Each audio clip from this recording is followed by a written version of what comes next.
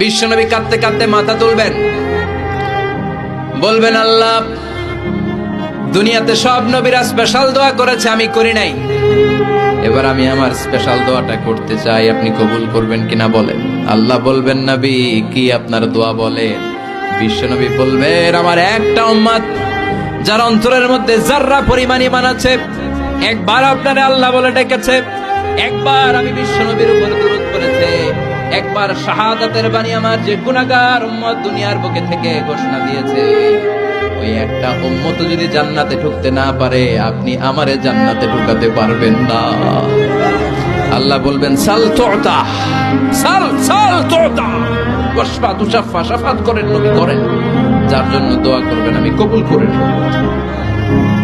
দুনিয়াতে বিশ্বনবী কম কষ্ট সহ্য করে নাই। 3 বছর শিয়াবে আবি তালেবে জেল খেটেছে। কয় বছর? দুর্ভিক্ষের বছরগুলোতে বিশ্বনবীর পেটে দানা পানি ছিল না।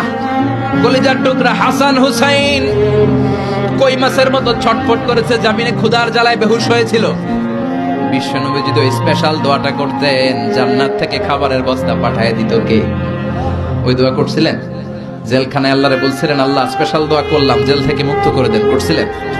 যুদ্ধের ময়দানে নিজের দাঁত ভেঙেছে, উহুদের ময়দান সাক্ষী, বিশ্বনবীর মুবারক রক্তে উহুদের ময়দান রঞ্জিত হয়েছে। সেদিনও বিশ্বনবী ওই দোয়াটা করে নাই। চিল্লায় বলেন ঠিক কিনা? তায়েফের ময়দানে বিশ্বনবী কয়েকটা জায়গায়, 3 জায়গায় বেহুশ হলেন। বিশ্বনবীর মুবারক দেহ বেয়ে রক্ত ঝরলো। ওই কঠিন বিপদের দিনও বিশ্বনবী এই দোয়াটা করেছেন নাকি? কথা বলেন।